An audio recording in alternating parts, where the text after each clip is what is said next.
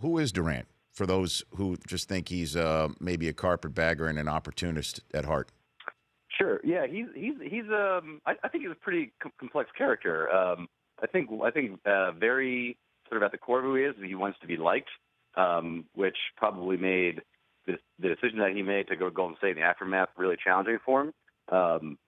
Certainly hasn't been like a challenging basketball experience in the NBA Finals, but I think it was a challenging experience for him starting from the moment he joined the team.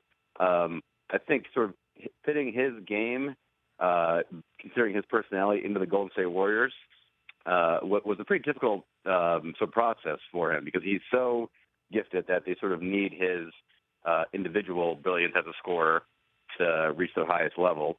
But his natural tendency is to, I think, is to defer, and probably that sort of extends off the court, but certainly in the basketball sense, it means that, if he's coming into a new situation, he's going to sort of go out of his way to not be the guy who's sort of dominating and taking over.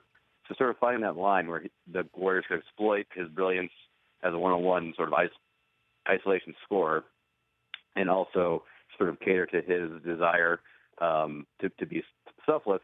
That sort of balance is sort of, in a way, the sort of central storyline of the whole year for Durant and the Warriors too, probably. And so how much of what we're seeing right now is a function of his surroundings or a function of what Steve Kerr's saying, that he's realizing, Durant, that this is his moment and he is grasping it, and this is something that he's now etching in history books? Yeah, I think that he realizes. I think he learned over the year that sometimes the selfless thing is to you sort of be selfish. I don't know if it's a dumb way to phrase it or not, but that what's best for the team when you're as good as Kevin Durant is to take over.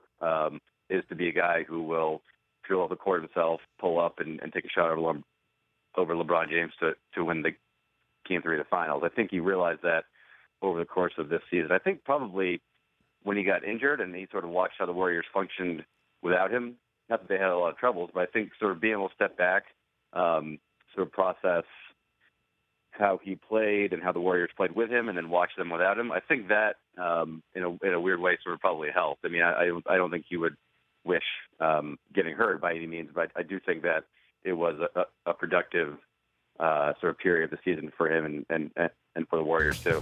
The Rich Eisen Show, weekdays at noon Eastern on radio stations across the country and audience.